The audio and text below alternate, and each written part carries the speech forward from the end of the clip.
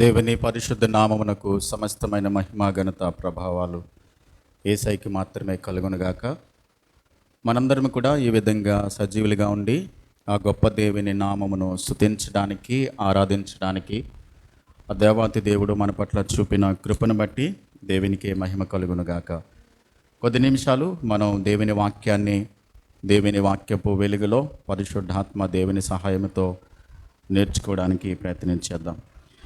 మనము అపోస్తలుడైన పౌలు రోమీలకు రాసినటువంటి పత్రికను మనము ధ్యానం చేస్తూ ఉన్నాం.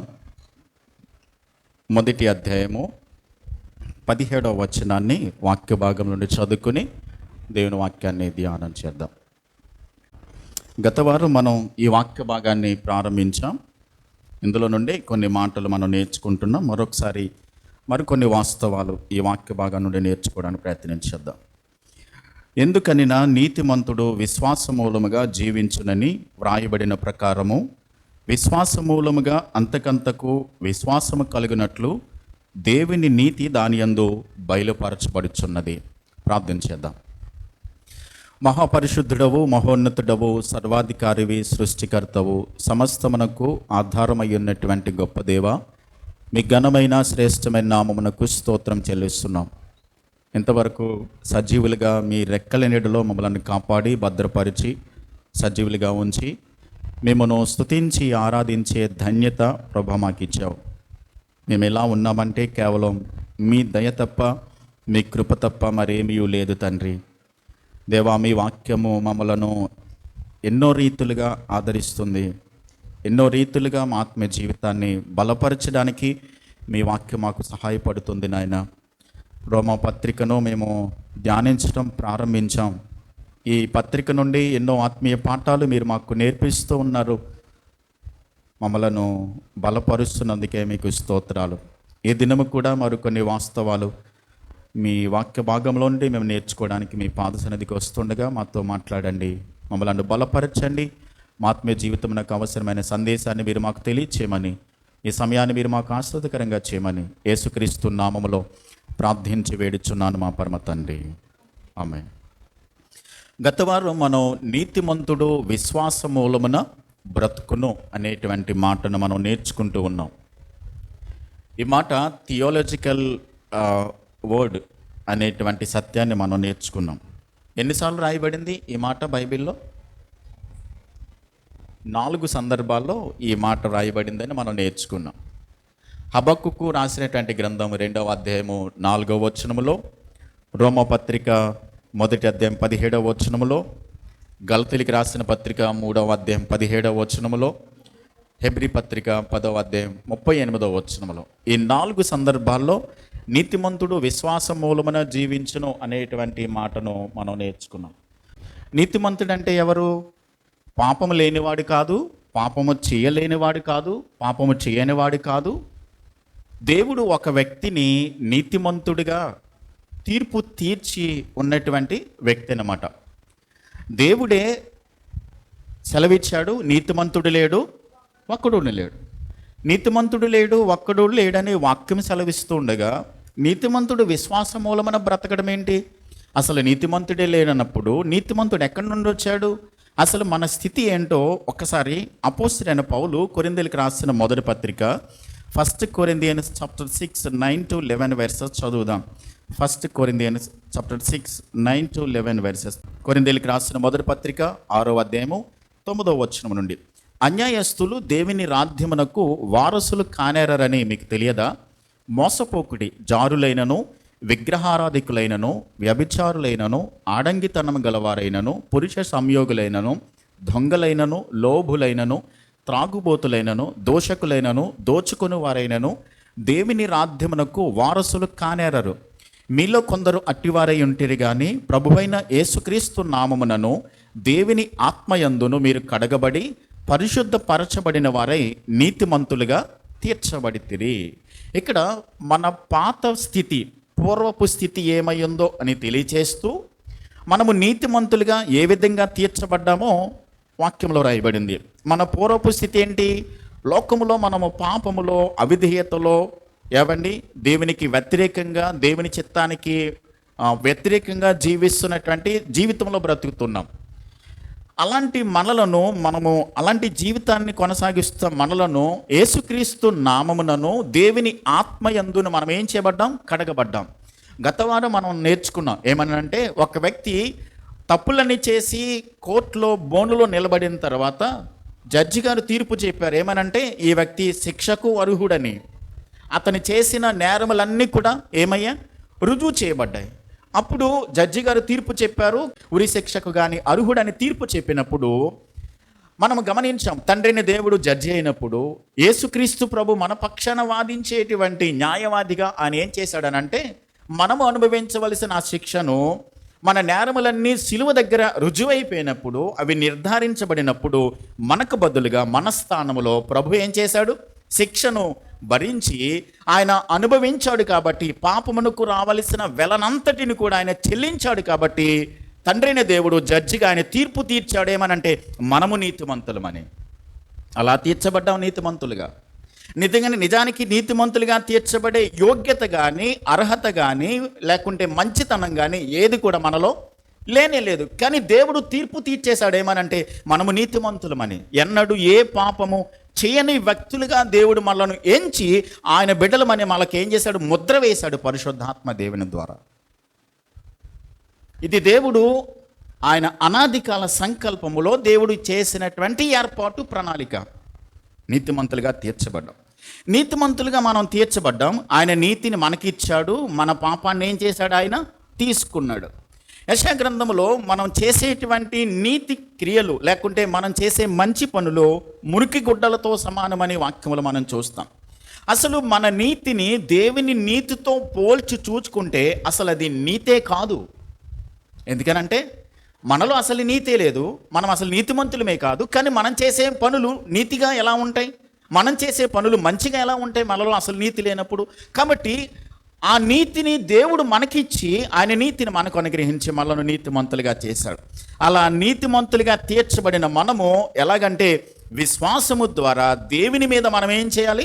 నమ్మకం ఉంచాలి. నీతిమంతులుగా తీర్చబడిన మనము విశ్వాస మూలముగా బ్రతుకుతాము అని మనం నేర్చుకోవటం జరిగింది గత వారం. మొట్టమొదటిగా హబక్కూకు గ్రంథంలో మనము సన్నివేశాన్ని చూసాం. ఆనాటి సమాజం ఏమైంది? భయంకరమైనటువంటి పాపములో, అవిధేయతలో, అన్యాయములో, అక్రమంలో జీవిస్తున్నప్పుడు, ప్రభువా నేను ప్రార్థన చేస్తే నా ప్రార్థన ఎందుకు వినవు అని హబక్కూకు దేవునిని ప్రశ్నించాడు. అయితే మీరు చేసినటువంటి దోష క్రియలను బట్టి, మీరు చేసినటువంటి అతిక్రమ క్రియలను బట్టి నేను మిమ్మల్ని బబులోని దేశానికి చెరగా పంపిస్తానని చెప్పని దేవుడు అక్కడ సమాధానం ఇచ్చిన తర్వాత అప్పుడు ప్రభు చెప్పిన మాట ఏంటనంటే, నీతిమంతుడు విశ్వాస మూలముగా తీర్చబడతాడు అని 2వ అధ్యాయం 4వ వచనంలో మనం చదువుకున్నాం. ఆ నీతిమంతుడు ఎలా జీవిస్తాడు? ఎలాంటి పరిస్థితులలో జీవిస్తాడు? 3వ అధ్యాయం 17వ వచనంలో చదువుకున్నాం. హబక్కూకు గ్రంథం 3వ అధ్యాయం 17వ వచనంలో, అంజూరపు చెట్టు పూయకుండినను, ద్రాక్ష చెట్లు ఫలించకపోయినను, ఒలివ చెట్టు కాపు లేక ఉండినను, ఏమండి చేనులోని పైరు పంటకు రాకపోయినను, గొర్రెలు దొడ్డిలో లేకపోయినను, సాలలో పశువులు లేకపోయినను, నేను యెహోవా యందు ఆనందిస్తాను. ఎవరు ఆనందించేవారు? నీతిమంతుడు. ఎలాగా? ప్రతికూల పరిస్థితులలో, ఎలాగా? వ్యతిరేకమైన కార్యాలు జరుగుతున్నప్పుడు, వ్యతిరేకమైన పరిస్థితులు తన ముందు ఉన్నప్పుడు నీతిమంతుడు అన్ని సందర్భాల్లో విశ్వాసము ద్వారా దేవుని మీద ఆధారపడి చేస్తాడు, జీవిస్తాడని మనం నేర్చుకున్నాం. రోమన్ క్యాథలిక్ వాళ్ళు చేసినటువంటి ఒక భయంకరమైన పరిస్థితి గురించి కూడా మనం ధ్యానం చేశాం. అప్పట్లో 1517వ సంవత్సరంలో అక్టోబర్ 31వ తారీఖున మార్టిన్ లూథర్ అనేటువంటి దైవభక్తుడు ఆయన రిఫార్మేషన్ తీసుకుని వచ్చి గొప్ప మార్పును, బైబిల్ను, లాటిన్ భాషలో ఉన్నటువంటి బైబిల్ను ఎవరికి కూడా అందుబాటులో లేనటువంటి దేవుని వాక్యాన్ని ప్రజలందరికీ అర్థమయ్యే విధంగా అక్కడికి ఆ ప్రజలకు అందుబాటులోకి తీసుకుని రావడానికి జర్మనీ భాషలోనికి ఆయన తర్జుమా చేశాడు. తర్వాత ఇంగ్లీష్లోకి అది ట్రాన్స్లేషన్ చేయబడింది. దేవుని వాక్య సత్యము ప్రజలకు అర్థమయ్యింది. మనుషులు చేసేటువంటి మంచి పనులను బట్టి, నీతి క్రియలను బట్టి కాదు మనం రక్షింపబడేది, కేవలం యేసుక్రీస్తునందలి విశ్వాసము ద్వారా మాత్రమే మనము నీతిమంతులుగా తీర్చబడతాము. ఆ నీతిమంతులుగా తీర్చబడినటువంటి ప్రతి నీతిమంతుడు కూడా బ్రతికేది దేనిని బట్టి? విశ్వాసమును బట్టి బ్రతుకుతాడు. విశ్వాసముతో దేవుని మీద ఆధారపడతాడు. విశ్వాసం అనేది ఒక ఫార్ములా కాదు అని మనం నేర్చుకున్నాం కదా. విశ్వాసము ఏదో ఒక మంత్రంలా జపించేది కాదు. ఎందుకనంటే చాలామంది కూడా ఇలా జరుగుగాక అని అంటే జరిగిపోతుంది అన్నట్టుగా ఏదో మంత్రము, ఏదో ఒక ఫార్ములా వాడి దానిని మనం చేస్తే దేవుణ్ణి మన స్వాధీనంలోకి తెచ్చుకుని, మన కంట్రోల్లోకి తెచ్చుకుని మనం ఆయనను నియంత్రించడం కాదు. విశ్వాసము ద్వారా దేవుని మీద ఆధారపడితే దేవుడు నిర్ణయించినది, దేవుడు ఉద్దేశించినది ఆయన సంకల్పంలో, ఆయన ఏర్పాటులో ఉన్న బిడ్డలకు దేవుడు జరిగిస్తాడు అన్నది మనం నేర్చుకుంటూ వచ్చాం. విశ్వాసం అంటే ఆయన ఏది చేసినా దానికి మనం ఆయనకు విధేయతతో దేవుని మీద ఆధారపడటమే, నమ్మకం ఉంచడమే విశ్వాసం. విశ్వాసం అంటే కంటికి కనబడినటువంటి దానిని ఆయన చేస్తాడని విధేయతతో దేవుని మీద నమ్మకం ఉంచటం. పాత నిబంధన కాలంలో నోవహు గురించి ధ్యానం చేశాం, అబ్రహాం గురించి నేర్చుకున్నాం, మోసే విశ్వాసాన్ని గురించి, 32 మంది విశ్వాస వీరుల జాబితా గురించి హెబ్రీ పత్రిక 11వ అధ్యాయాన్ని ఆధారం చేసుకుని ఎన్నో వాస్తవాలు మనం నేర్చుకుంటూ వచ్చాం. అయితే అలాంటి విశ్వాసము కలిగి బ్రతుకుతున్నటువంటి దేవుని బిడ్డల గురించి దేవుడు ఒక సాక్ష్యం చెప్పాడు. ఏమనంటే హెబ్రీ పత్రిక 11వ అధ్యాయం 16వ వచనం చదువుదాం. హెబ్రీస్ చాప్టర్ 11 వెర్స్ 16లో దేవుడు విశ్వాసముతో ఆయన మీద ఆధారపడినటువంటి వారిని, విశ్వాసము ద్వారా తనతో నడిచేటువంటి వారి గురించి దేవుడు చెప్పిన సాక్ష్యం ఏంటంటే 11:16 చదువుతున్నాను. అయితే వారు మరి శ్రేష్టమైన దేశమును అనగా పరలోక సంబంధమైన దేశమును కోరుచున్నారు. అందుచేత తాను వారి దేవుడనని అనిపించుకొనుటకు దేవుడు వారిని గురించి సిగ్గుపడడు. ఏలయనగా ఆయన వారి కొరకు ఒక పట్టణమును సిద్ధపరిచున్నాడు. గమనించండి, ఇక్కడ దేవుడు అడ్రస్ చేసేది ఎవరి గురించి మాట్లాడుతున్నాడు? ఎవరైతే నీతిని అనుసరించి విశ్వాసముతో నడుచుకుంటున్నారో, దేవుని మీద ఆధారపడతారో వాళ్ళ దేవుడును అని చెప్పుకుంటున్నాడండి. ఇక్కడ ఇది గొప్ప సంగతి.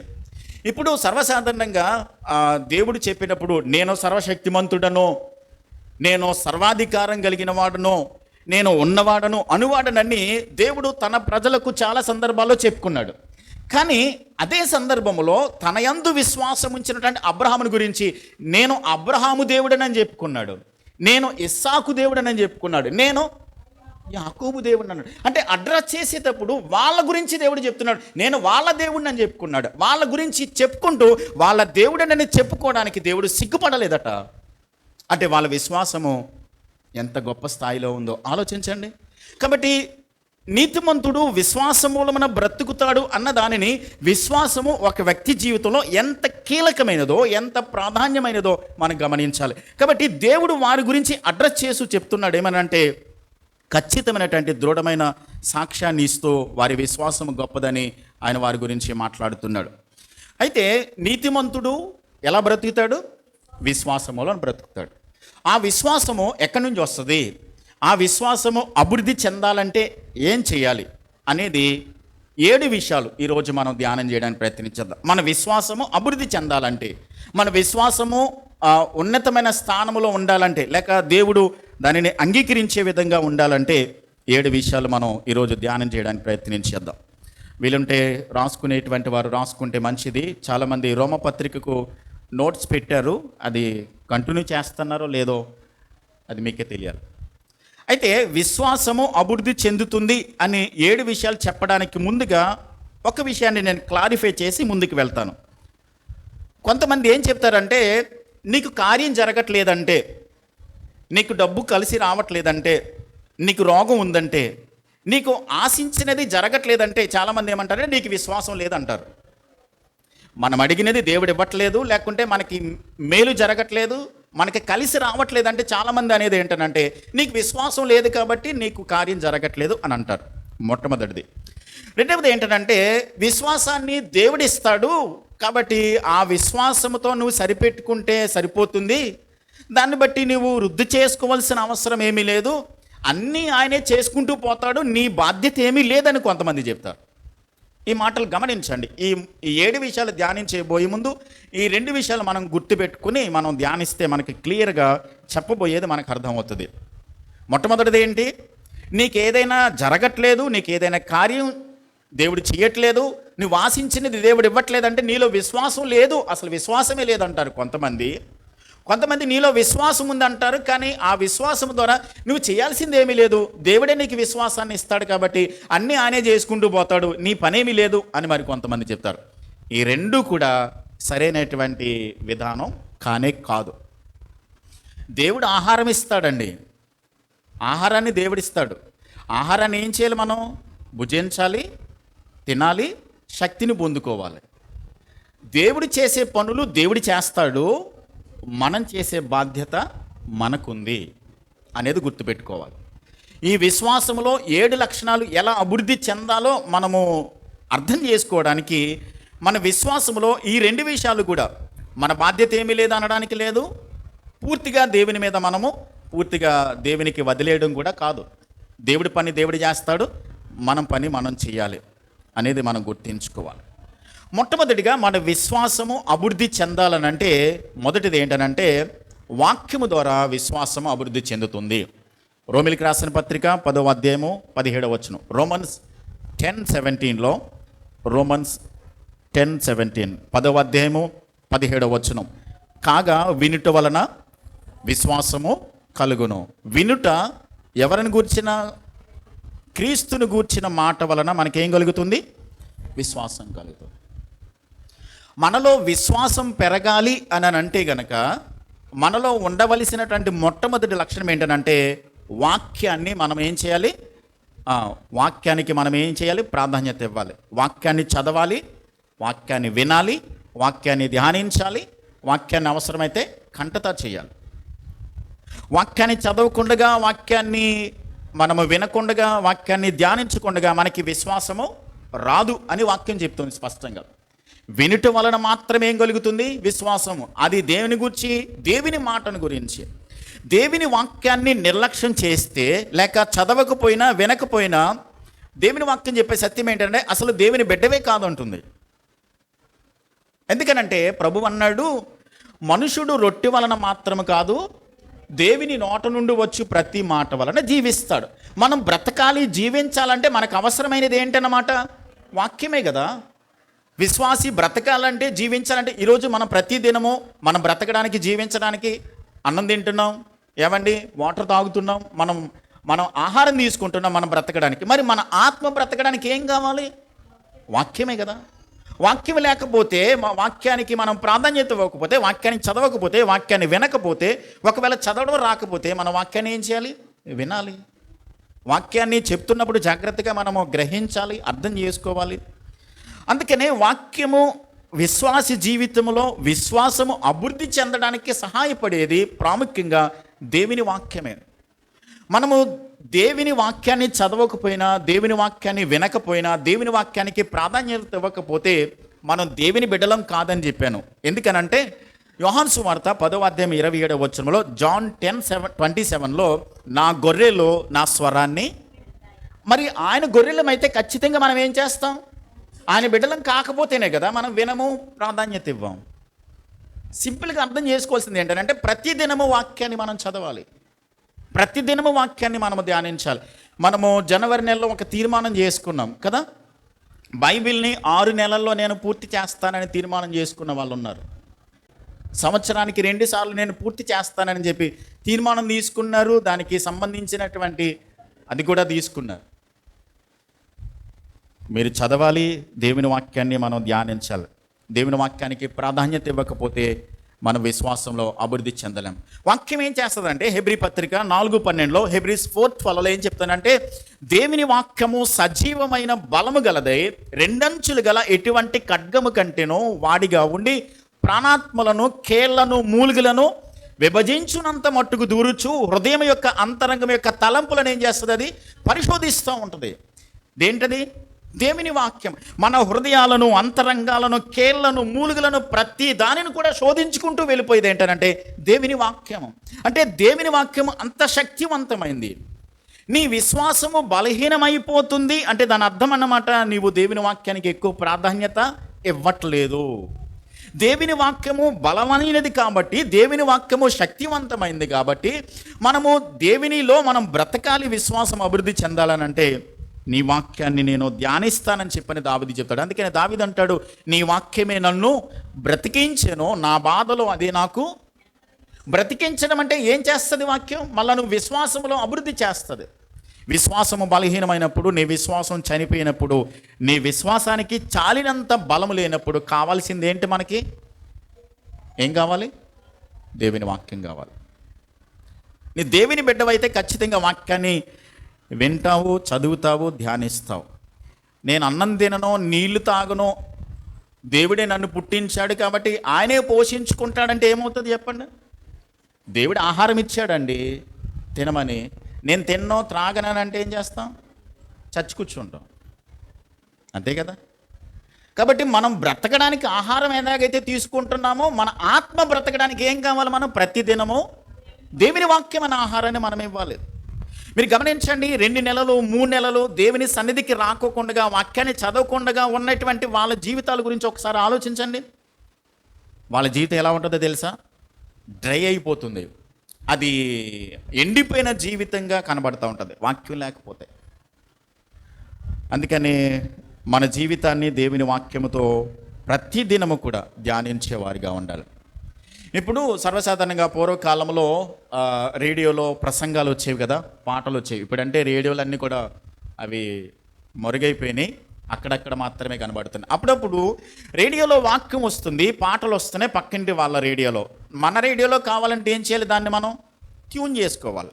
ఆ ఫ్రీక్వెన్సీ ఎక్కడైతే ఉందో దానికి తగ్గట్టుగా మనము ట్యూన్ చేస్తే క్లారిటీగా ఆ వాక్యము, ఆ పాటలు మన రేడియోలో కూడా మనకు కూడా వస్తాయి. పక్క వాళ్ళలో వాక్యములు ఎదుగుతున్నారు, విశ్వాసంలో అభివృద్ధి చెందుతున్నారు. అలాగే మనం కూడా అభివృద్ధి చెందాలంటే మనం కూడా ఏం చేయాలి? వాక్యం చేత మన విశ్వాసాన్ని ట్యూన్ చేయాలి, వాక్యంతో కనెక్ట్ అవ్వాలి, ప్రతిదినము వాక్యాన్ని చదవాలి.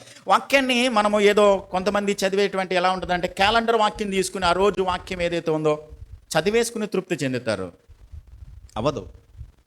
కనీసం 1 అధ్యాయం 2 అధ్యాయాలు అనేవి మన విశ్వాస జీవితంలో మనం చదవాలి. మన సంఘంలో ఎక్కడెక్కడైతే కార్యక్రమాలు జరుగుతాయి, ప్రతి శుక్రవారం మనకి ఆ ప్రార్థన కూడిక జరుగుతుంది, వాక్యం ప్రకటించబడుతూ ఉంది. కాబట్టి ప్రతిదినము దేవుని వాక్యాన్ని మనం చదివేవారుగా, వినేవారుగా ఉండాలి, ధ్యానించేవారుగా ఉండాలి, కంటత చేసేవారుగా ఉండాలి. కాబట్టి విశ్వాసం అభివృద్ధి చెందేది దేనిని బట్టి అన్నమాట? వాక్యముని బట్టి. రెండవది చూద్దాం. మొట్టమొదటిగా వాక్యం ద్వారా విశ్వాసం అభివృద్ధి చెందుద్ది. రెండవది ఏంటంటే ప్రార్థన వలన మన విశ్వాసము అభివృద్ధి చెందుతుంది. మార్కు సువార్త 9వ అధ్యాయము 24వ వచనం. మార్క్ చాప్టర్ 9:24 చదువుదాం. Mark chapter 9 verse 23 and 4. 23 and 24. 9:23-24. Mark సువార్త 9వ అధ్యాయము 23-24 వచనాలు. అందుకు యేసు, నమ్ముట నీ వలనైతే నమ్మువానికి సమస్తమును సాధ్యమే అని చెప్పాను. వెంటనే ఆ చిన్నవాని తండ్రి, నమ్ముచున్నాను, నాకు అపనమ్మకం ఉండకుండా సహాయం చేయమని బిగ్గరగా చెప్పాను. ఇక్కడ ఒక ఆయన వచ్చాడు, వాళ్ళ కుమారుడు చాలా బలహీనంగా, అనారోగ్యం వచ్చి దెయ్యం పట్టుకుని పడిపోయి కొన్నిసార్లు ఫిట్స్ వచ్చి పడిపోతూ ఉన్నాడు. ఆయన ఏం చేశాడంటే శిష్యుల దగ్గర తీసుకొచ్చి, అయ్యా నా కుమారుడు బలహీనంగా ఉన్నాడు, దయచేసి స్వస్థపరచండి అని చెప్పి తీసుకొచ్చాడు. కానీ వాళ్ళ వల్ల అవ్వలేదు. యేసు ప్రభు దగ్గర తీసుకొచ్చినప్పుడు ఆయన అంటున్న మాటలు, అయ్యా నా కుమారుడిని మీ శిష్యుల దగ్గర తెచ్చాను కానీ వాళ్ళు స్వస్థపరచలేకపోయారు అని అన్నప్పుడు ప్రభు ఏమన్నాడనంటే, విశ్వాసం లేనటువంటి మూర్ఖతరం వాళ్ళరా, ఎంతకాలం మీతో ఉంటాను నేను అని చెప్పని, నీ కుమారుని తీసుకుంటారా అని చెప్పని, నువ్వు నమ్ముతున్నావా నేను కార్యం చేస్తానని? నువ్వు విశ్వాసం ఉందా నీకు అని అంటే, ఆ తండ్రి అన్న మాట ఏంటనంటే, వెంటనే ఆ చిన్నవాని తండ్రి 24వ వచనంలో, తండ్రి నమ్ముచున్నాను, నాకు అపనమ్మకం ఉండకుండా సహాయం చేయమని బిగ్గరగా చెప్పాడు. అయితే ఆయనకి విశ్వాసం అయితే ఉంది, కానీ చాలినంతగా లేదు. ఎక్కడో డౌట్ కొడుతుంది ఆయనకి, ఎక్కడో అనుమానం ఉంది, ఎక్కడో అవిశ్వాసం ఉంది. అందుకని యేసుప్రభుని అడుగుతున్నాడు, ప్రభువా నాకు అవిశ్వాసము, అపనమ్మకం ఉండకుండా నాకు సహాయం చేయమని ప్రభుని అడిగాడు. అప్పుడు ఆయన ఏం చేశాడంటే, ఆ బిడ్డను ఏం చేశాడు? ఆయన బాగు చేశాడు, స్వస్థపరిచినప్పుడు అక్కడ ఆయన అడగడం ద్వారా ఆయన విశ్వాసం అభివృద్ధి చెందింది. కాబట్టి మనం ఆలోచించవలసింది ఏంటంటే, విశ్వాసము ఇచ్చేదెవరు? దేవుడిస్తారు. కాబట్టి ఆ విశ్వాసాన్ని నాలో అభివృద్ధి చేయి ప్రభు అని చెప్పని మనం ఏం చేయాలన్నమాట? ప్రభువుని ఏం చేయాలి? ప్రార్థించాలి. గమనించండి, ఈ మాట చాలా జాగ్రత్తగా వినండి. మనం ఎంత ఎక్కువగా అయితే ప్రార్థన చేస్తామో అంత ఎక్కువగా విశ్వాసం అభివృద్ధి చెందుతుంది. మీరు ఎప్పుడైతే ప్రార్థనలో తగ్గిపోతూ ఉంటారో మీరు గమనించండి, మీ విశ్వాసం కూడా తగ్గిపోతూ ఉంటుంది. మీ ప్రార్థన సమయం పెరుగుతూ ఉన్న కొలది మీ విశ్వాసము దినదినము కూడా, మీ ప్రార్థన పెరిగే కొలది మీ విశ్వాసం పెరుగుద్ది. మీరు ఎప్పుడైతే ప్రార్థనా సమయాన్ని తగ్గించుకుంటూ వెళ్ళిపోతున్నారో మీ ప్రార్థనలో విశ్వాసము లేదన్నమాట. కాబట్టి అపోస్తులు కూడా అడిగారు ఏమని? ప్రభువా మా విశ్వాసాన్ని వృద్ధి చేయమని. లూకాసు వార్త 17వ అధ్యాయం 5-6 వచనాలు. లూక్ చాప్టర్ 17, 5 and 6 వెర్సెస్లో, లూక్ 17, 5, 6 వెర్సెస్లో లూకాసు వార్త 17వ అధ్యాయము 5-6 వచనాలు. అపోస్తులు మా విశ్వాసము వృద్ధి పొందించమని ప్రభుతో చెప్పగా, ప్రభువు మీరు ఆవగంజ విశ్వాసం గలవారైతే ఈ కంబలి చెట్టును చూచి నీవు వేలతో కూడా పెళ్ళగింపబడి సముద్రంలో నాటబడుమని చెప్పబడినప్పుడు అది మీకు లోబడును. అపోస్తులు ఏమని అడిగారు? మా విశ్వాసాన్ని వృద్ధి పొందించమని అడిగారు. మా విశ్వాసం అభివృద్ధి చేయ ప్రభా, మా ఫెయిత్ ఇంక్రీజ్ చేయ ప్రభా అని చెప్పని వాళ్ళు అడిగారు. అపోస్తులు అడిగారు. వారి విశ్వాసాన్ని ప్రభు ఏం చేశాడు? అభివృద్ధి చేశాడు. సింపుల్గా చెప్పాలంటే ప్రార్థన లేదంటే మనలో ఏమి లేదన్నమాట. సింపుల్. ప్రార్థన చేయట్లేదని అంటే మనలో విశ్వాసం లేదు. మా ప్రార్థన బలహీనంగా ఉందంటే నీ విశ్వాసం కూడా బలహీనంగా ఉంది అని అన్నమాట. దశలోనికి రాసిన పత్రిక 5వ అధ్యాయం 17వ వచనంలో మీరు ఎడతెగక ప్రార్థన చేయండి అని అంటున్నాడు. అపోస్తలుడైన పౌలు ఎడతెగక ప్రార్థన చేయండి అని అంటే మనము ఎడతెగక ఎప్పుడు ప్రార్థన చేయగలుగుతాం? మనకు పనులు ఉన్నాయి, బాధ్యతలు ఉన్నాయి, కుటుంబాలు ఉన్నాయి, పిల్లలు ఉన్నారు, ఉద్యోగాలు ఉన్నాయి, వ్యాపారాలు ఉన్నాయి, అన్నీ ఉన్నాయి. వీటన్నిటి మధ్యలో మీరు ప్రార్థన చేయండి ఎడతెగక అని చెప్తున్నప్పుడు ఆయన ఏమంటాడంటే, ఒక్క మాటలో సింపుల్గా చెప్పాలంటే నిద్రపోయే సందర్భంలో తప్ప మిగతా సందర్భాలలో మీరు ప్రార్థన చేయండి అంటున్నాడు ఆయన. ఎలా కుదురుద్ది? మనకి అవుతుందా? చేయొచ్చు. మన మనసు దేవుని ఆత్మతో కనెక్ట్ అయ్యి ఉండి, చాలా సందర్భాల్లో చెప్పాను నేను, మన మనసు దేవునితో కనెక్ట్ అయ్యి ఉండి మీరు డ్రైవింగ్ చేస్తున్నా, వంట చేస్తున్నా, బట్టలు ఉతుకుతున్నా, ఏం చేస్తున్నా, ప్రయాణంలో ఉన్నా, ఎక్కడున్నా సరే మీ మనసాక్షి లేక మీ మనసు దేవుని ఆత్మతో కనెక్ట్ అయ్యి ఉంటే ప్రతి దినము ప్రతి క్షణం దేవునితో మనం మాట్లాడవచ్చు. కాబట్టి మీరు ప్రార్థించే కొలది, దేవుని సన్నిధిలో దేవునితో మాట్లాడే కొలది మీ విశ్వాసం ఏమవుతుంటుంది అన్నమాట? అభివృద్ధి చెందుతూ ఉంటుంది. కాబట్టి మనం 2 విషయాలు నేర్చుకుంటున్నాం. మొట్టమొదటిది ఏంటి? మన విశ్వాసం అభివృద్ధి చెందాలంటే వాక్యం ద్వారా.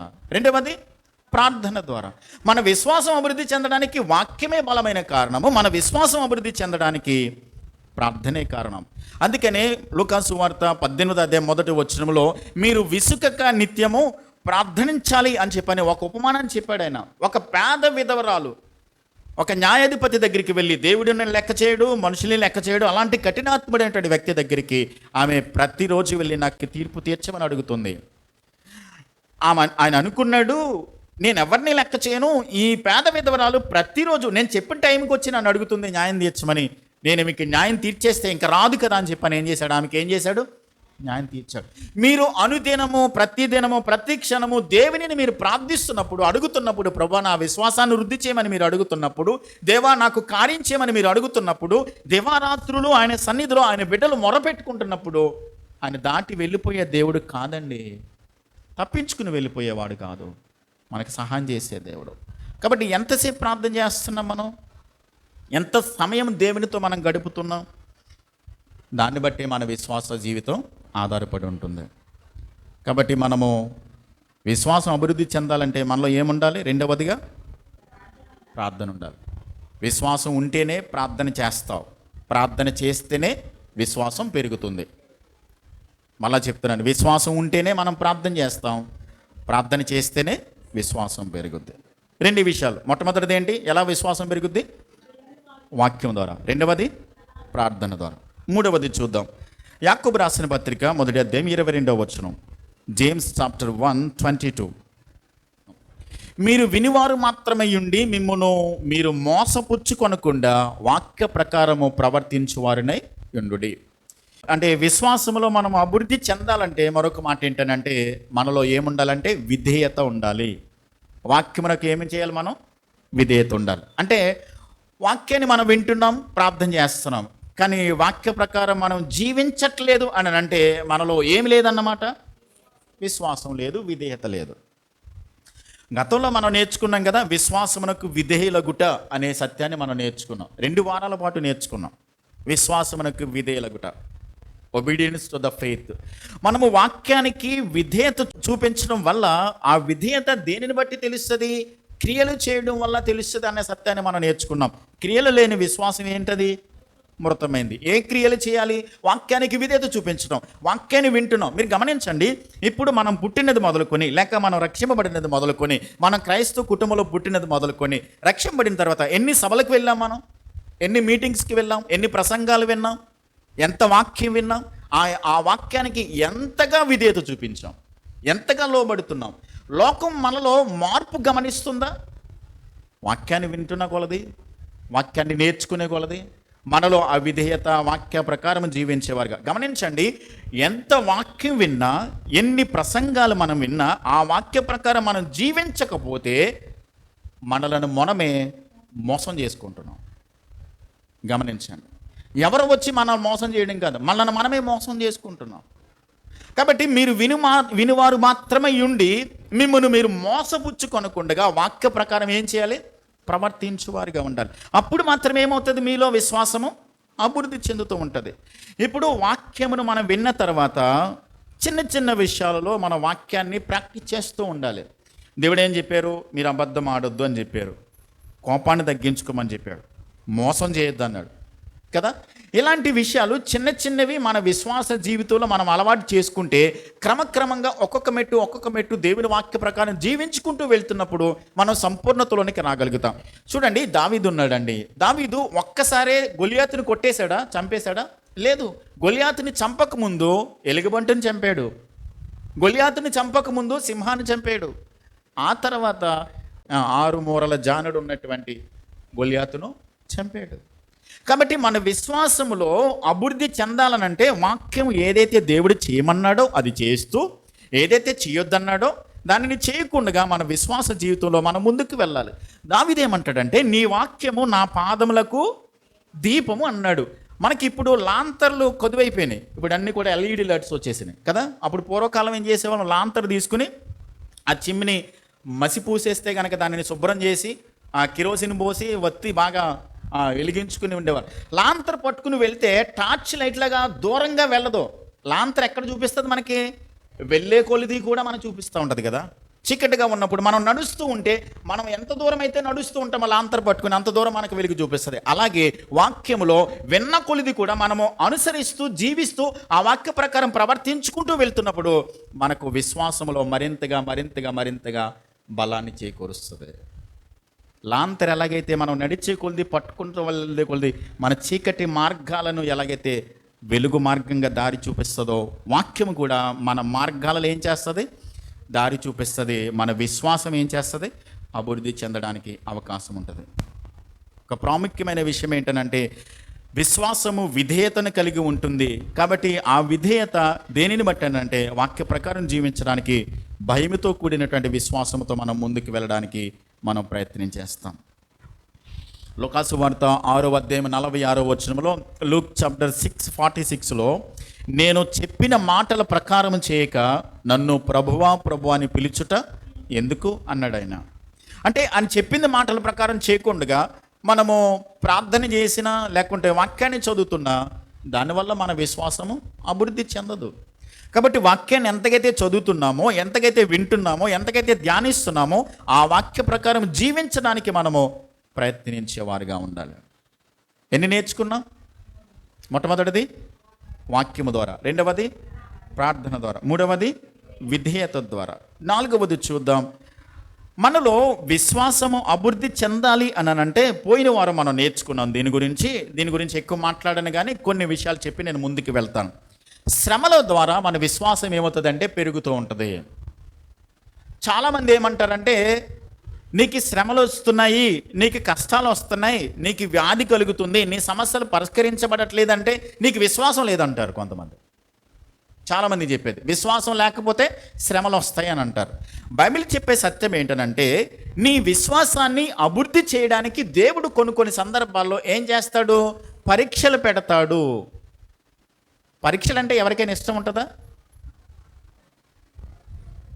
పిల్లలు చెప్పండి, పరీక్షలు అంటే ఇష్టమా మీకు?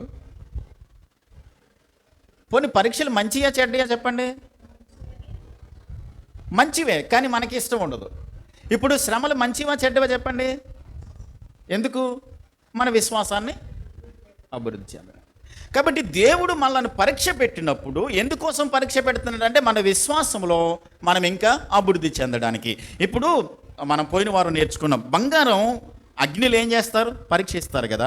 అగ్ని చేత పరీక్షింపబడుతున్నప్పుడు ఏమవుతుంది, దానిలో ఉన్నటువంటి మలినము లేకుంటే అది షైనింగ్ రాకుండా నల్లబడిపోయినప్పుడు ఏం చేస్తారు, అగ్నిలో పుటం వేసి దానికి షైనింగ్ వస్తుంది. అలాగే పరీక్షల ద్వారా అంటే శ్రమల ద్వారా మన విశ్వాసము పరీక్షింపబడుతున్నప్పుడు ఆ శ్రమలలో మన విశ్వాసం ఏమవ్వాలి, అభివృద్ధి చెందాలి. చూడండి, యాకోబు రాసిన పత్రికలో 1వ అధ్యాయము 3వ వచనంలో జేమ్స్ చాప్టర్ 1 verse 3 చదువుదాం. జేమ్స్ చాప్టర్ 1 verse 3 అక్కడ వాక్యంలో మనం చదువుకుందాం. చూడండి, యాకోబు రాసిన పత్రిక 1వ అధ్యాయం 3వ వచనం. నా సహోదరులారా, మీ విశ్వాసమునకు కలుగు పరీక్ష ఓర్పును పుట్టించినని ఎరిగి మీరు నానా విధములైన శోధనలలో పడినప్పుడు అది ఏమని ఎంచుకోవాలి, మహానందమని ఎంచుకోవాలి. పేతురు రాసిన మొదటి పత్రిక 1వ అధ్యాయం 7వ వచనం.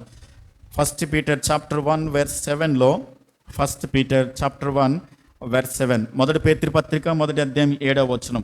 నశించిపోవు సువర్ణము అగ్ని పరీక్ష వలన శుద్ధపరచబడుచున్నది కదా, దానికంటే అమూల్యమైన మీ విశ్వాసము ఈ శోధనల చేత పరీక్షకు నిలిచినదై యేసుక్రీస్తు ప్రత్యక్షమైనప్పుడు మీకు మెప్పును మహిమయు ఘనతయు కలుగుటకు కారణమగును. అంటే పరీక్షకు నిలిచేది నిజమైన విశ్వాసం. నశించిపోయే సువర్ణం ఎలాగైతే అగ్ని చేత శుద్ధి చేయబడుతుందో అలాగే మనము శ్రమల ద్వారా దేవుడు మన జీవితాలలో పరీక్షలు పెట్టినప్పుడు వాటిలో మనం ఏం చేయాలి, దేవునికి అప్పగించుకుని మహదానందం ఎంచుకుని, దేవా నా జీవితంలో ఇది అనుమతించావు కాబట్టి. శ్రమలు వచ్చినప్పుడు ఏం చేస్తాం మనం, నాకు భలే శ్రమలు వచ్చినాయండి, బాగున్నదండి అని అంటామా మనం? దేవుని ఏం చేస్తాం మనం, నిందిస్తాం. దేవుడు నాకు కష్టాలు పెడుతున్నాడు, దేవుడు నాకు ఇబ్బందులు పెడుతున్నాడు, పరీక్షలు గుండా తీసుకెళ్తున్నాడు అని దేవునిని మనం ప్రశ్నిస్తాం. పరీక్షలు మన జీవితాలలో మనకి మంచి కోసమే దేవుడు అనుమతిస్తాడు. ఎందుకు అనుమతించాడు, మన విశ్వాసము అభివృద్ధి చెందడానికి. ఇంకొక మాట, యోబు గ్రంథం 13వ అధ్యాయం 15వ వచనం. నిజమైన విశ్వాసము మనకు వచ్చేటువంటి సమస్యల్లో, శోధనలో, హింసల్లో మన విశ్వాసం తట్టుకునేదిగా ఉండాలి. జోబ్ చాప్టర్ 13:15లో యోబు గ్రంథం 13వ అధ్యాయం 15వ వచనం. ఇదిగో ఆయన నన్ను చంపినను నేను ఆయన కొరకు కనిపెట్టుచున్నాను. ఎంత విశ్వాసం అండి యోబుకి. ఈవెన్ ఆయన నన్ను చంపేసినా సరే నేను ఆయన కొరకు కనిపెట్టుకుంటే నా విశ్వాసం, నా నమ్మకం, దేవుని ఎప్పుడు కూడా నేను విడిచిపెట్టనని అంటున్నాడు. మనము పరీక్షల గుండా వెళ్తున్నప్పుడు, సమస్యల గుండా, శోధనల గుండా, హింసల గుండా వెళ్తున్నప్పుడు మన విశ్వాసము స్థిరమైనదైతే అది ఏం చేస్తుంది, తట్టుకోగలుగుతుంది. ప్రభు కోసం ఆ విశ్వాసం నిలబడుతుంది. స్థిరమైన విశ్వాసం ఏం చేస్తుంది అంటే అవసరమైతే ప్రాణాలకైనా తెగించి ఏం చేస్తుంది, ఆ విశ్వాసం నిలబడుతుంది. అలాంటి విశ్వాసంలో అభివృద్ధి చెందాలంటే మనం చేయాల్సింది ఏంటంటే దేవుడు కొన్ని సందర్భాల్లో మనల్ని పరీక్షిస్తున్నప్పుడు, పరీక్షల గుండా తీసుకుని వెళ్తున్నప్పుడు ఆ పరీక్షల గుండా మనం ఏం చేయాలి, దేవునికి అప్పగించుకోవాలి. కాబట్టి శ్రమలు వచ్చినప్పుడు, మనల్ని పరీక్షిస్తున్నప్పుడు, దేవా నాకు ఏ పాఠాన్ని నేర్పించాలనుకుంటున్నావు, నాకు నేర్పించు అని దేవునికి మనం ఏం చేయాలి, అప్పగించుకోవాలి. ఎన్ని నేర్చుకున్నాం? విశ్వాసం పెరగాలంటే దేని ద్వారా, వాక్యము ద్వారా. రెండవది ప్రార్థన ద్వారా. మూడవది విధేయత ద్వారా. నాలుగవది శ్రమల ద్వారా. ఐదవది జ్ఞాపకం ఉంచుకోవడం వల్ల.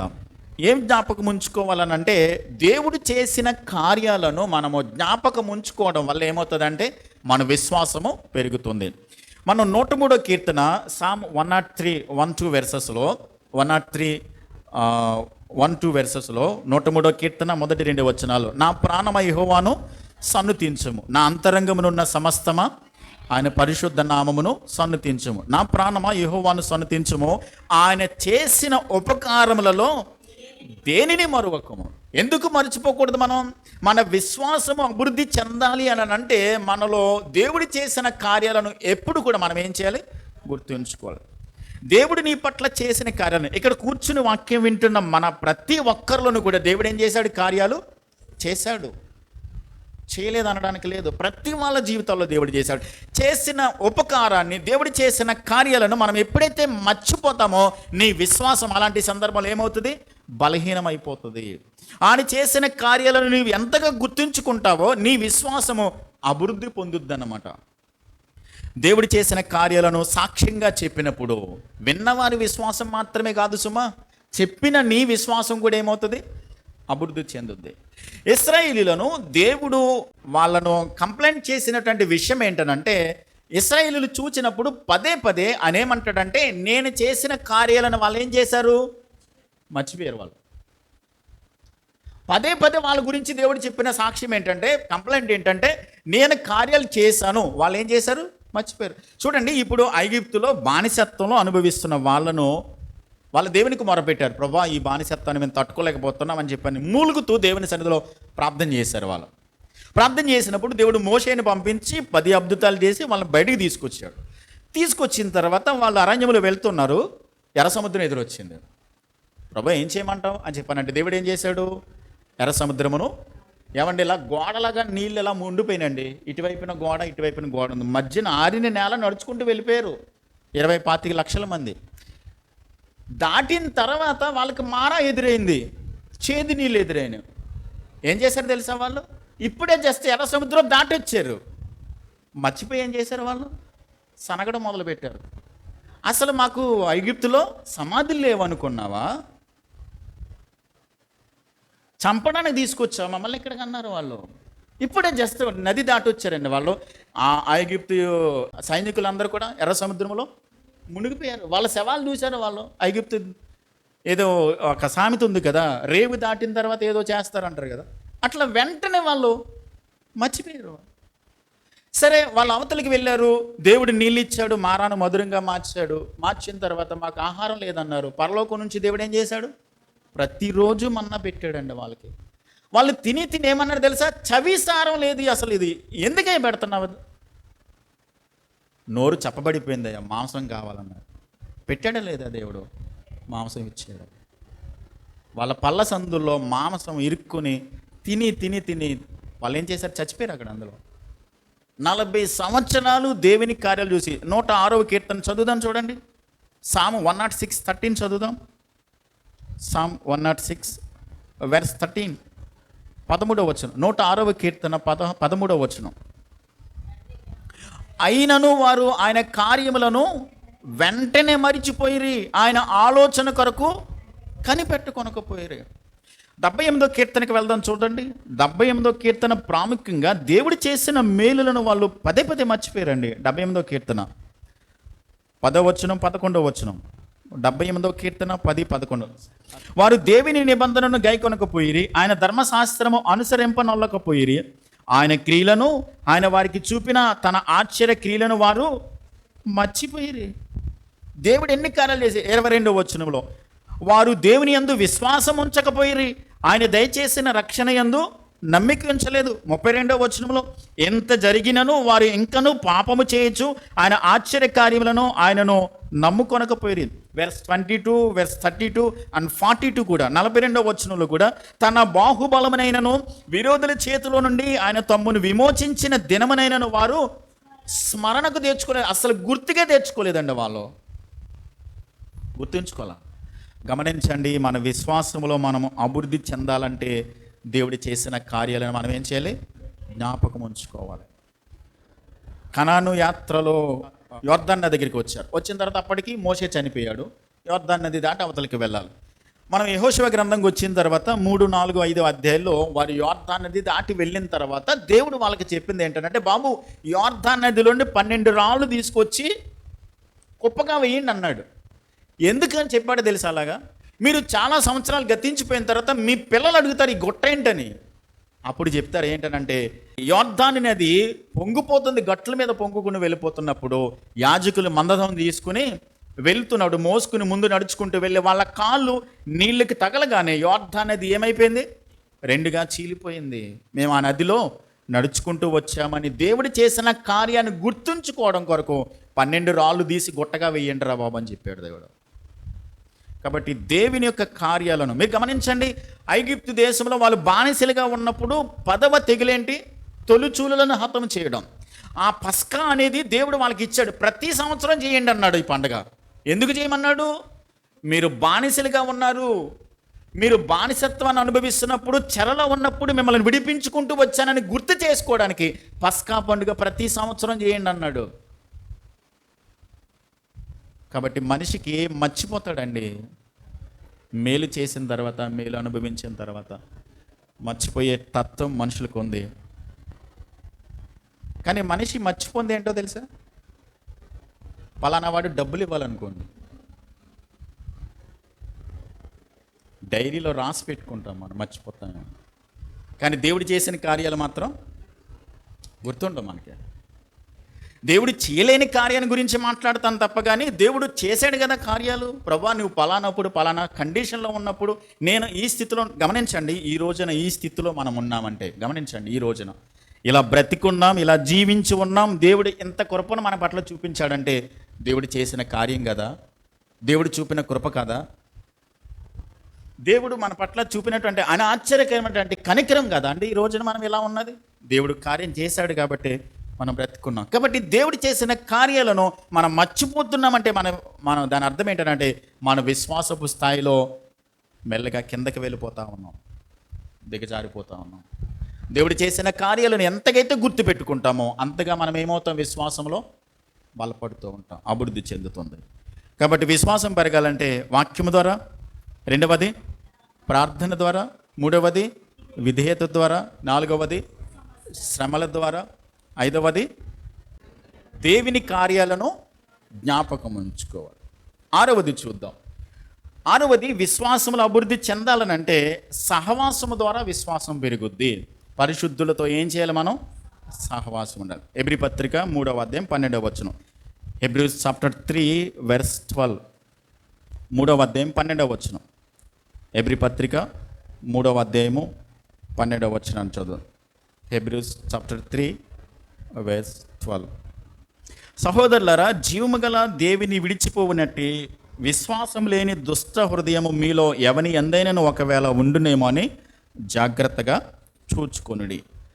అంతేకాదు మరొక మాటను చూద్దాం. 10వ అధ్యాయం 24వ వచనం. హెబ్రీస్ 10:24.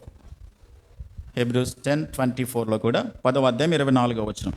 కొందరు మానుకొనుచున్నట్టుగా సమాజముగా కూడుట మానక ఒకరినొకడు హెచ్చరించుచు ఆ దినము సమీపించుట మీరు చూచిన కొలది మరి ఎక్కువగా అలాగు చేయొచ్చు ప్రేమ చూపుటకును సత్కార్యములు చేయుటకును ఒకరినొకడు పురికొల్పుకొనవలనని ఆలోచింతము. మనం ఏం చేయాలి? సమాజముగా కూడుకుని ఒకరినొకరు ఏం చేయాలి? పురికొల్పుకోవాలి. అప్పుడు మాత్రమే మనలో ఏమవుతుంది? విశ్వాసము అభివృద్ధి చెందదు. సహవాసం ఉండాలి. ఈ ఫెలోషిప్ అనేది, సహవాసం అనేది, సంఘ సహవాసం అనేది గతంలో నేను చాలా సందర్భాల్లో చెప్పాను, మరలా చెప్తున్నాను. సంఘము అని అంటే సినిమా థియేటర్ కాదు, సంఘము అని అంటే క్లబ్ కాదు. సినిమా థియేటర్కి వెళ్ళినప్పుడు ఎవరి టికెట్ వాడికి కొనుక్కుంటాడు, ఎవడు పాప్కార్న్ వాడికి కొనుక్కుంటాడు, చూస్తారు, వెళ్ళిపోతారు, హాయ్ బాయ్ అనుకుంటారు, మరలా వాళ్ళు పట్టించుకోరు. కానీ సంఘం అంటే అది కాదు. సంఘం అంటే కొన్ని అవయవాలు కలిసి ఉండి సహవాసం చేసేది, ఒకరితో ఒకరు సంబంధాన్ని కలిగి ఉండేది, ఒక కుటుంబం బాధ్యత మరొక కుటుంబం పట్ల బాధ్యత కలిగి ప్రార్థించేది, ఒకరి పట్ల ఒకరు ప్రేమను పంచుకుంటూ విశ్వాసంలో ఒకవేళ ఏదైనా లోటుపాట్లుంటే, సమస్యలు వస్తే ఒకరి కొరకు ఒకరు సహాయం చేసుకుంటూ ఒకరి కొరకు ఒకరు ప్రార్థించటమే సంఘం. దేవుడు తన ప్రాణం ఇచ్చి ప్రాణం పెట్టి ఈ సంఘాన్ని కట్టాడండి. మీరు గమనించండి, పొయ్యిలో కట్టెలు కాలుతున్నాయండి, ఒక కట్టె తీసి పక్కన పెట్టండి, ఏమవుద్ది? ఆరిపోద్ది. మరలా తీసి దీంట్లో పెట్టండి, మరలా అంటుకుంటుంది. మీరు సహవాసం నుండి వేరవ్వండి, మీ విశ్వాసం నుంచి తన్నగిలిపోతారు. మీరు కలిసి ఉండి సహవాసంలో ఉంటే ఒక కుటుంబం పట్ల మీరు గమనించండి, మన విశ్వాసము అభివృద్ధి చెందాలంటే ఫెలోషిప్ ఉండాలి. మనం ఇక్కడికి వచ్చి praise Lord brother, praise Lord sister అనుకుని ఇక్కడ నుంచి వెళ్ళిపోయిన తర్వాత ఇంకా ఏ విషయం వచ్చినా కానీ ఏమాత్రం పట్టించుకోకపోతే అది ఫెలోషిప్ ఎలాగవుతుంది? ఫెలోషిప్ ఎలాగవుతుంది? ఈ విషయంలో నాకు చాలా బాధ ఉంది. సంఘంలో ఏదైనా, ఎవరికైనా, ఏ కుటుంబంలో సంఘంలో సమస్య వచ్చిందని వాట్సాప్లో మన చర్చ్ గ్రూపులో మెసేజ్ పెడితే ఎంతమంది ఫోన్ చేసి మాట్లాడతారు? కష్టం వచ్చినప్పుడే కదండి. అదే కష్టం మీ ఇంట్లో వస్తే ఆలోచించండి, అదే కష్టం మన ఇంట్లో వస్తే. ఒక మాట నాకు గుర్తుకొచ్చిందండి. నా బైబిల్ స్టడీలో చదువుతూ మత్తయి సువార్త 25వ అధ్యాయం తీయండి, ఈ వచనాన్ని చదువుదాం అందరూ. మాథ్యూ 25. మత్తయి సువార్త 25వ అధ్యాయం 31వ వచనం నుండి 46వ వచనం వరకు మీరు ఇంటికి వెళ్ళిన తర్వాత చదవండి. కానీ కొన్ని వచనాలు ఇక్కడ చదువుతాను నేను. 44వ వచనం నుండి చదువుతున్నాను. అందుకు వారును, ప్రభువా, మేమెప్పుడు నీవు ఆకలి కొని ఉండుట అయినను, దప్పికొని ఉండుట అయినను, పరదేశివై ఉండుట అయినను, దిగంబరివై ఉండుట అయినను, రోగువై ఉండుట అయినను, చెరసాలలో ఉండుట అయినను చూచి నీకు ఉపచారం చేయకపోతేమని ఆయనను అడిగెదరు. అందుకైన మిక్కిలి అల్పులైన వీరిలో ఒకనికైనను ఇలాగూ చేయట లేదు గనుక నాకు చేయలేదని మీతో చెప్పుచున్నానని, నిశ్చయంగా చెప్పుచున్నానని వారితో అనెను. వీరు ఎవరి వీళ్ళు? అల్పులైన వారికి సహాయం చేయని వారు. ఇక్కడ లిస్ట్ చెప్పాడు. ఏమని? ఆకలిగా ఉన్నప్పుడు ఆహారం పెట్టలేదు వీళ్ళు, దప్పికున్నప్పుడు దప్పికివ్వలేదు, చెరసాలలో ఉన్నప్పుడు దర్శించలేదు, హాస్పిటల్లో ఉన్నప్పుడు వాళ్ళని దర్శించలేదు, ఎవరైనా దుఃఖంలో ఉన్నప్పుడు వారిని పరామర్శించలేదు. వాళ్ళందరి గురించి ఏమంటాడు తెలుసా? 46వ వచనం అందరు చదువుదాం. వీరు నిత్య శిక్షకును, నీతిమంతులు నిత్య జీవమునకును. గమనించండి, అల్పులైనటువంటి వారు సహవాసంలో, ఫెలోషిప్లో, అవసరతలో ఉన్న వారికి లేకుంటే సమస్యలు ఉన్న వారిని పరామర్శించకపోతే ఫైనల్గా డెస్టినేషన్ ఎక్కడికో తెలుసా? నరకం అని చెప్తుంది ఇక్కడ బైబిల్. ప్రభు చెప్పాడు ఇక్కడ, నేను చెప్పిన మాటలు కాదు. ప్రభు అన్నాడు, వీరు నిత్య నాశనమునకు, నిత్య శిక్షకును, నీతిమంతులు నిత్య జీవనకు వెళ్తారు. గమనించండి, వేరు చేసేసాడు అక్కడ. అందరం ఆయన న్యాయపీఠ ముందు నిలబడాలి. నేను ఆకలిగొన్నప్పుడు నాకు ఆహారం పెట్టారు, నేను చెరసాల్లో ఉన్నప్పుడు దర్శించారు, వస్త్రహీనుడిగా ఉన్నప్పుడు నాకు వస్త్రాలు ఇచ్చారు, నేను దుఃఖంలో ఉన్నప్పుడు నన్ను దర్శించారు. ఎప్పుడయ్యా నువ్వు దుఃఖంగా ఉన్నావంటే పేదలైన వారికి చేస్తే అది నాకు చేసినట్లు అన్నాడు ప్రభు. ఇది కదా ఫెలోషిప్ అండి. మనం ఆలోచించవలసింది. మన విశ్వాసం అభివృద్ధి చెందాలంటే ఒకరినొకరు కదా పరామర్శించుకోవడం. మనకి కారణాలు ఎన్నో ఉంటాయండి చెప్పడానికి, చాలా కారణాలు ఉంటాయి. నాకు పలానా కారణం అండి, పలానా. ఏ కుటుంబంలో సమస్యలు ఉన్నాయి? అన్ని కుటుంబాల్లో సమస్యలు ఉన్నాయి. కానీ మన సమస్యలను పక్కన పెట్టి ఎదుటి వాళ్ళు ఏదైనా సమస్యలు ఉంటే వాళ్ళని పరామర్శించడం, వాళ్ళని దర్శించడం, మనం వెళ్ళి నిలబడితే చాలండి. మా వాళ్ళు వచ్చారండి, మా సంఘస్థులు వచ్చారండి, కొండంత బలం ఉంటుంది, వాళ్ళకి ధైర్యం ఉంటుంది.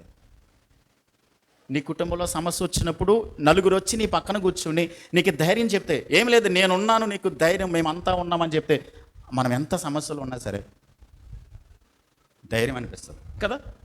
కాబట్టి ఎదుటి వాళ్ళు ఎవరైనా సమస్యలో ఉంటే గమనించండి. చాలా సందర్భాల్లో మరలా చెప్తున్నాను, వాట్సాప్లో మెసేజ్ పెట్టేది ఎందుకంటే చూసి ఇలా జరిగిందా ఇన్ఫర్మేషన్ తెలుసుకోవడానికి కాదు నేను పెట్టేది, మీరు స్పందిస్తారని నేను పెడుతున్నా. ఒకవేళ స్పందించకపోతే ప్రభువే చెప్పాడు ఇక్కడ, నిత్య శిక్షకు వెళ్తారని. కాబట్టి మన విశ్వాసం అభివృద్ధి చెందాలంటే మనం ఏం చేయాలి? అవసరతలో అంటే సహవాసంలో మనము ఉన్నప్పుడు ఒకరినొకరు పరామర్శించుకోవడం, ఒకరినొకరు దర్శించుకోవడం, అది మన నైతిక బాధ్యత. ఒక విశ్వాసిగా, ఒక దేవుని బిడ్డగా అవసరతలో ఉన్నప్పుడు మనం వెళ్ళి పరామర్శిస్తే అది ప్రభు తన లెక్కల్లో రాసుకుంటాడు, తన జ్ఞాపకార్థ గ్రంథంలో రాసుకుంటాడు. ప్రతి దానికి దేవుడు లెక్క చూసి ప్రతిఫలాన్ని పరలోకంలో దేవుడు ఇస్తాడు. ఇప్పటికి 6 విషయాలు నేర్చుకున్నాం. మొట్టమొదటిది ఏంటి? దేవుని వాక్యం ద్వారా విశ్వాసం అభివృద్ధి చెందుతుంది. రెండవది ప్రార్థన ద్వారా. మూడవది విధేయత ద్వారా. నాలుగవది శ్రమల ద్వారా. ఐదవది జ్ఞాపకం ఉంచుకోవడం వల్ల. ఆరవది సహవాసము ద్వారా. చివరిగా ఒక మాట చెప్పి నేను ముగిస్తాను. మనము యేసు వైపు చూడడం వల్ల మన విశ్వాసము అభివృద్ధి చెందుతుంది. హెబ్రీయులకు రాసిన పత్రిక 12వ అధ్యాయం 2వ వచనం. హెబ్రీస్ చాప్టర్ 12 verse 2. హెబ్రీ పత్రిక 12వ అధ్యాయము 2వ వచనం. హెబ్రీస్ చాప్టర్ 12 verse 2. మొదటి నుంచి కలిపి చదువుతున్నాను. ఇంత గొప్ప సాక్షి సమూహము మేఘము వలె మనలను ఆవరించి ఉన్నందున మనము కూడా ప్రతి భారమును సులువుగా చిక్కులుబెట్టు పాపమును విడిచిపెట్టి విశ్వాసమునకు కర్తయు దానిని కొనసాగించువాడునైనా యేసు వైపు చూచుచు మన ఎదుట ఉంచబడిన పందెములో ఓపికతో పరిగెత్తుదాము. ఆయన తన ఎదుట ఉంచబడిన ఆనందము కొరకై అవమానమును నిర్లక్ష్యపెట్టి సిలువను సహించి దేవుని సింహాసనం యొక్క కుడిపార్శ్వమున ఆసీనుడై ఉన్నాడు. మన విశ్వాసం అభివృద్ధి చెందాలంటే ఏం చేయాలి? యేసు వైపు చూడాలి, పరిస్థితుల వైపు చూడొద్దు. మనకున్నటువంటి పరిస్థితుల వైపు చూస్తే మన విశ్వాసం ఏమవుతుంది? బలహీనమైపోతుంది, తగ్గిపోతుంది. ఒకనొక దినాన్న కపెర్నహూము అనేటువంటి పట్టణానికి వెళ్ళడానికి శిష్యులను ఆయన ముందుగా పంపించాడు దోణిలో వెళ్ళమని. వీళ్ళు వెళ్తూ ఉన్నారు. మధ్యరాత్రిలో ఏమొచ్చింది? తుఫాన్ వచ్చింది. ఆ పడవ దోణి అలల చేత కొట్టబడుతున్నప్పుడు, మునిగిపోవడానికి సిద్ధంగా ఉన్నప్పుడు, మధ్యరాత్రి వేళ తెల్లవారుజామున ఆయన సముద్రం మీద నడుచుకుంటూ వచ్చాడు. వచ్చిన తర్వాత వాళ్ళు చూసి భయపడ్డారు. అప్పుడు నేనే, భయపడకండి అని చెప్పని ప్రభు అన్న తర్వాత పేతురు అన్నాడు, ప్రభు నీవే అయితే గనక నేను సముద్రం మీద నీలా నడవడానికి నేను వస్తానని చెప్పాను. అయితే రా అన్నాడు దేవుడు. ప్రభు అన్నాడు, అడుగుపెట్టాడు. ఇప్పుడు పేతురు ప్రభు వైపు చూసినంతసేపు కూడా ఏం జరిగింది? సముద్రం మీద నడవగలిగాడు.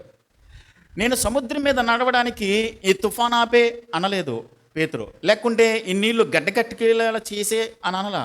పరిస్థితుల వైపు చూడనంతసేపు కూడా పేతురు నీళ్ళ మీద నడవగలిగాడు. అయితే పరిస్థితుల వైపు ఎప్పుడైతే చూశాడో ఏమయ్యాడు? మునిగిపోయాడు.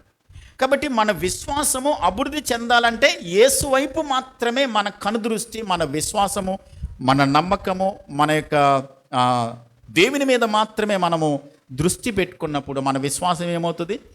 పెరుగుతూ ఉంటుంది. పరిస్థితుల వైపు చూసినా, మనకు వచ్చిన వ్యాధుల వైపు చూసినా, మనకున్నటువంటి మన పరస వైపు చూసినా, దేని వైపు చూసినా మన విశ్వాసం ఏమైంది? తగ్గిపోతుంటుంది. ఇలా ఉంది, నాకు ఇలా ఉంది పరిస్థితి, ఆ పరిస్థితి ఇలా ఉంది, ద్వారాలన్నీ మూయబడ్డాయి, ఏ ద్వారం కూడా తెరవబడట్లేదు అని చెప్పని మనము పరిస్థితుల వైపు చూస్తే మన విశ్వాసంలో సన్నగిలిపోతాం. కానీ అన్నింటినీ అనుగ్రహించగలిగిన యేసు వైపు చూస్తే మనం ప్రతిదిన విశ్వాసాలు ఏమవుతాం? బలపడగలుగుతాం.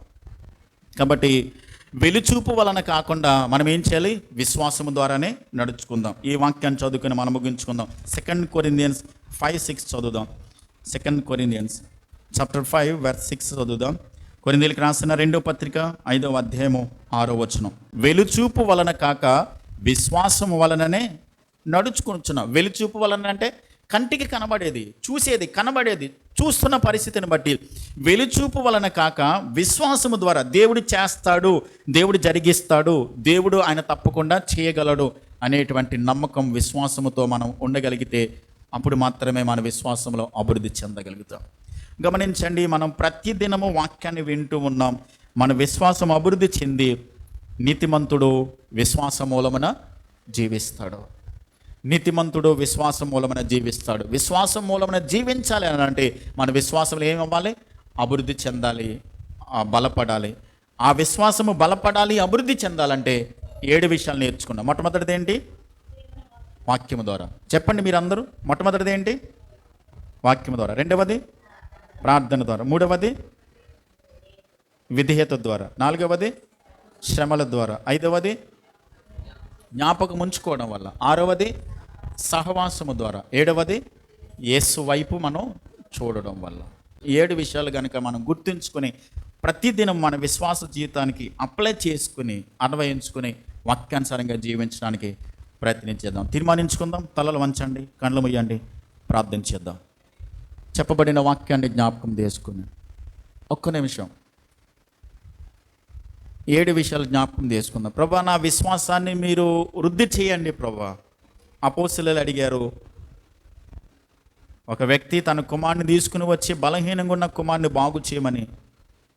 నమ్మకం అయితే ఉంది కానీ అపనమ్మకం ఉండకుండా నాకు సహాయం చేయమని ప్రభువుని అడిగాడు. అడుగుదామా మనం ప్రభువుని? ప్రభా, నా విశ్వాసాన్ని వృద్ధి చేయమని. వాక్యానుసారంగా జీవించడానికి ప్రభు దగ్గర తీర్మానించుకుందాం. దేవుని వాక్యానికి విధేయత చూపిందాం. శ్రమలు వచ్చినా వాటిలో ప్రభు మీద ఆధారపడదాం. దేవుడు చేసిన కార్యాలను జ్ఞాపకం ఉంచుకొని, దేవుడు మన కోసం ప్రాణమిచ్చి ఏర్పాటు చేసిన ఈ ఫెలోషిప్లో, సహవాసంలో ముందుకు కొనసాగుతూ యేసు వైపు మాత్రమే చూస్తూ ముందుకు వెళ్దాం. ప్రార్థన చేద్దాం. ఒక బలమైన తీర్మానం ప్రభు దగ్గర తీసుకుందాం. ప్రేమానమ్మకమైన మా ప్రియ పరలోకపు తండ్రి, మీ కృపను బట్టి, మీ దయను బట్టి స్తోత్రాలు, వందనాలు ప్రభా. నీతిమంతుడు విశ్వాస మూలమున జీవిస్తాడు అనే మాటను మేము ఆధారం చేసుకుని ఎన్నో వాస్తవాలు మేము నేర్చుకుంటున్నాం. నీతిమంతుడు కేవలం విశ్వాసము ద్వారా మాత్రమే బ్రతుకుతాడు. విశ్వాసము మీ మీద ఆధారపడి, విశ్వాసముతో మీ వైపు చూసినప్పుడు మా ఆత్మీయ జీవితము కొనసాగించబడుతుంది అని మీరు మాకు నేర్పిస్తున్నారు. మీ విశ్వాసంలో ఎదగాలంటే అభివృద్ధి చెందాలంటే ప్రభా మీ వాక్యాన్ని మేము చదవాలి, ధ్యానించాలి, మీ సన్నిధిలో మేము ప్రార్థించేవారిగా ఉండాలని, విధేయత కలిగి ఉండాలని ప్రభా, శ్రమలు మాకు ఎదురైనప్పుడు నైనా మేము తొట్టిల్లిపోకుండా మీపై ఆధారపడాలని, మీరు చేసిన కార్యాలను మేము జ్ఞాపకం ఉంచుకొని నైనా మీరు మాకు ఏర్పాటు చేసిన సహవాసంలో నిలిచి ఉండి ప్రభా ఎల్లప్పుడూ కూడా మీ వైపు మాత్రమే మేము చూస్తూ మా విశ్వాసంలో మరింతగా ఒక్కొక్క మెట్టు మేము అభివృద్ధి చెందుతూ నైనా విస్తరిస్తూ స్థిరంగా నిలిచి అభివృద్ధి చెందుతూ విశ్వాసంలో బలపడడానికి కృపనివ్వండి ప్రభా. వెలుచూపు బట్టిని కాకుండా ప్రభా, విశ్వాసము ద్వారానే మేము నడుచుకోవడానికి మీరు మాకు సహాయం చేయండి, కృపనివ్వండి, మేలు చేయండి ప్రభా. ఎంతమంది బిడ్డలైతే మీ వాక్యాన్ని విని తీర్మానించుకుని మీ వాక్యానుసారంగా జీవించడానికి తీర్మానించుకుంటున్నారో వారందరినీ మీరు ఆశీర్వదించి దీవించండి, స్థిరపరచండి. మీ వాక్యానుసారంగా నడుచుకోవడానికి మీరు బలపరిచి మేలు చేయమని, కనికరించమని, వాక్యాన్ని స్థిరపరిచి ఫలింపచేయమని యేసయ్య నామములో ప్రార్థించి వేడుచున్నాను మా పరమ తండ్రి. ఆమేన్. ఆమేన్.